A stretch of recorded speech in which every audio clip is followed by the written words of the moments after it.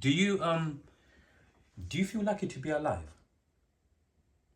I'm not lucky. Just in general, you don't feel lucky. I don't know about luck, mate. Cause like all of us, some people go through, things and whatnot, and some people say, considering what I've been through in the past. You see what? Yeah. You get me? Everything's a lesson in life, and it's not to do with luck.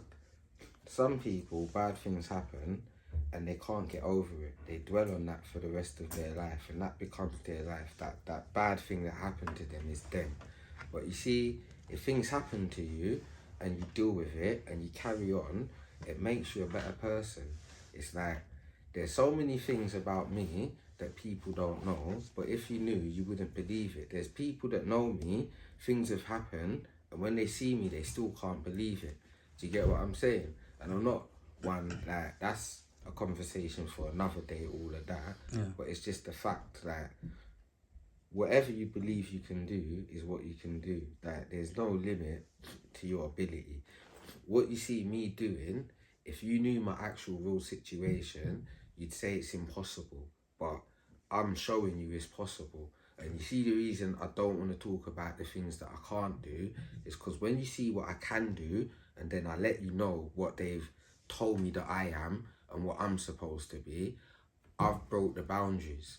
Do you get what I'm saying? Like, I'm in turn like super, but you'd look at me and say, oh, he's taking the piss. What do you mean he's super? But if I told you my issues, then you'd be saying, right, I'm lying. But then you'd understand why I say I'm super. Do you get me? But like I said, that's a conversation for another day. See me as I am and make your own judgment so you can believe what you want to believe. Because when you find out the truth about me and you understand exactly where I'm coming from, and you see my struggle, it's not been like, raw, 2 years, you see the difference in change. And when you find out the, let's say, disabilities that I have that go for me, that will go for me, but also against me. But you see, having a problem and solving it and overcoming it made me realise nothing's impossible. Do you get me? If you can think it and you can believe it and you say it, then it becomes reality. So this is why I have to keep saying, and I'm passionate about the things I know and understand, because it's understanding the past, which made me understand the present, which made me see the future. The future is a calculation, and if you're good at mathematics, you can look into the future. You can't predict which one's yours, but you can see different possibilities and outcomes. And if you can see different possibilities and outcomes, then you can adjust your life according to how you want the outcome to be. Like, you can change things. Like, you see your surroundings and what's happening. You decide what's going to happen. It doesn't just happen. Like, you see, life is not written until you thought about what's going to happen. You make things happen. Do you get what I'm saying? Is that another form of manifesting or manifestation? Yeah, you can call it manifestation, but life is a your life is your own manifestation. So if you want something in life, everything that happens, you make happen to yourself. Good things and bad things, they're all your choice and all you're doing and all you're being. Someone else doesn't have a better time because their life's better. They just think and believe better things. Do you get what I'm saying? Like, so if you think and believe something about yourself, and whatever you want to happen, it will happen. This is why I know what I want and I'm working towards it, and I've come from nothing to be something to do better. Like, there's only one direction, and that's forward and up. Like, you can't go back because you can't look at where you come from, and because who goes forwards looking backwards? He even looks stupid, bro. Do you get what I'm saying? Yeah. So how can you talk about where you've come from if you're going a direction to somewhere else? You have to talk about where you're going, and that's how you manifest your being, because it can only exist in front of you if you're thinking about it. If you're thinking about the past, then you're going to live in the past, and that's what I said. People's failures become their life. So if you've got a direction and a place to be, There's nothing in this world, in this reality, that's going to stop you from being there apart from yourself. What is OPM? Other people's money. How did I get here? Other people's money. What do you need in your life? Other people's money. OPM is a way of life. It's in the name. We all get inspired in different ways, right? That's why sometimes, you know, I ask people to share some of their past. You get what I'm trying to say? So that people can see that, raw, that person's been through that.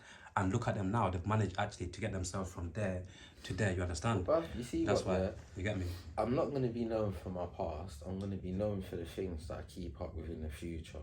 You see, your past makes the person you are, and the person you are can make the person you want to be. So I can't judge you on the things you've done in your life, because I've met you for the person you are and I like you for the person you are. But whatever you've done to become that person, does it matter? I mean... What difference does it make to me good what question, you've done in your past? Yeah. Because right now, the person I'm meeting, that's who I need to know. Do you get me? So whatever anyone else has got to say about you to me, about whatever you've done, how's that going to affect what I'm doing now? Because what we're doing together now is different to whatever has happened in the past. Before.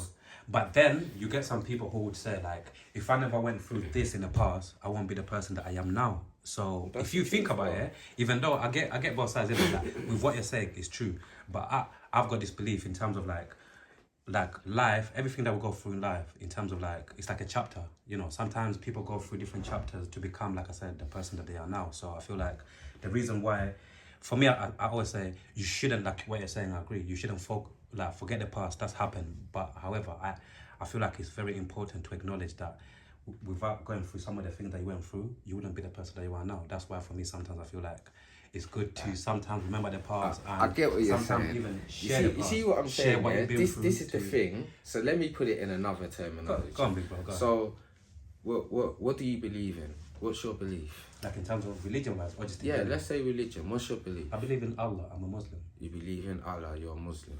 Okay, cool. Why?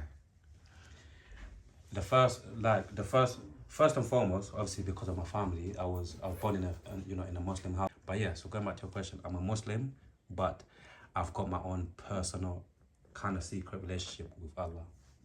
Okay, cool. So you have your beliefs, and you was given something at the beginning. Believe in.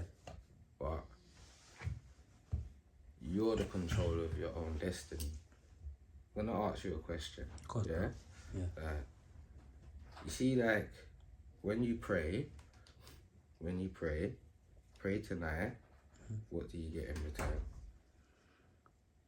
More blessings and more peace. How? How? Show me. In terms of like the blessings I get, things just happen as time goes by.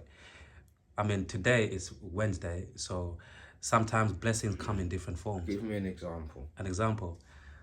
Sometimes I make more money than other times. Sometimes I pray to make more money with my work and other little things I do on the side. So sometimes I pray, but then you go and do something to make more money. So was it the prayer or was it you? Interesting. Both. I feel like for me, if you didn't pray and just made the actions, would you still make the money? Most likely, yeah. So in turn, that's you. Yeah. The belief of the prayer gives you the energy to go out and do something because you prayed and believe, after I do this, I'm going to get the money. So that's what gave you the energy. But you got given a way to believe in something to make you do something. But if you believe, I'm going to do it, and because I'm doing it, I'm going to make the money, what need would you have to pray? That's a very interesting observation. Maybe this is why sometimes people say, like, all of us have got the God within us anyway. First and foremost. You say God, but you say blessing, pray, and you're saying God. Pray to get the blessings and the peace. So you could walk out the door, and I don't know, you can help someone, but you get blessings in other. It doesn't have to be money. Many it could be your family. It could be anyone. Your friends. So where does those blessings come from? from the Most High. The Most High. From the universe. Allah, the universe. Okay, the universe and the Most High. Or Allah, yeah, whatever you Whoever want. you want to call it. Now you just said 3 different things. Yeah? So which one? Because you said the universe, the Most High, and Allah. Yeah. So for me, I say Allah. Which God. so which for me, one? Like I said, everybody's got different ways that they believe in. But for me, as this Shafiq, is what I'm saying. Yeah, for me, I'm saying remember Allah. we're talking language. Yeah. So when we're talking language is emotional. Yeah. So when you're saying things, you have to be clear about what you're saying. The universe, one thing. Yeah. The Most High, another thing, and then Allah, another thing. So which one? Allah gives you the blessings. You believe. Who told you that?